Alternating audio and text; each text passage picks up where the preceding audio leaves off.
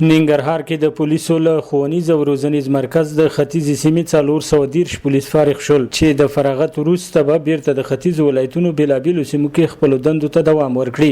دغه ښوونیز او روزنیز مرکز مسؤلین وایي دغه پولیسو ته 8 اونیو کې د تجربه لرونکو مسلکي استادانو پر مټ د پولیسو په برخه کې بېلابېلو مسلکي زده کړو د ورکړې ترڅنګ ولس سره د ښه چال چلن او د اسلامي امارت پالیسۍ په اړه روزنه ورکړه چې د دندې پر مهال به ترې ګټه پورته کړي. 430 نفره فارغین لرو. د فارغینو ته موږ مسلکي لوستنه لکه پیرهداري، ګزمه، کمین، د پولیسو رفتار او سلوک او د قانون د حاکمیت او تطبیق په برخو کې د مجربو استادانو لخوا تدریس ورکول شوی ده.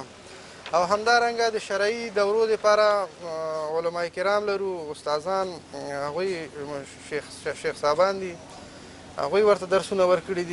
په همدې اړه په جوړ شوو مراسمو کې د کورنیو چارو وزارت د تعلیم او تربیې مسؤلینو هم خبرې وکړې او فارغ شوو پولیسو ته د دندې پر مهال د بېلابېلو سپارښتنو ترڅنګ ولس سره په ښه چال چلن ټینګار وکړ.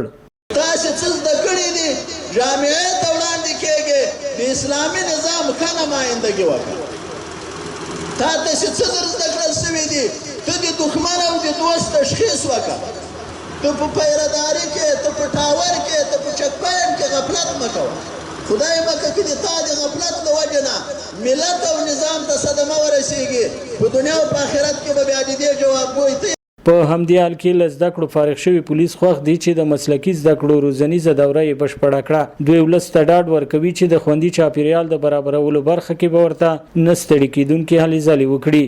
الحمدلله موږ ته د مجرب استادانو له خوا ډېر نور تخنیکونه راښودل شوي دي، شرعي دورې راته کړل شوي دي چې په هغه کې موږ د اسلامي معلومات د شریعت له نګاه نه چې څه په موږ باندې واجب دي، د چا سره څرنګه رفتار وکړو، د ټولو په اړه باندې موږ ته معلومات راکړل شوي دي. کې دغه درسونه موږ نه ویلي او په دغه د چک پاین او د پیریپ او د ګزمې په اصولو باندې موږ نه پوهېدلو.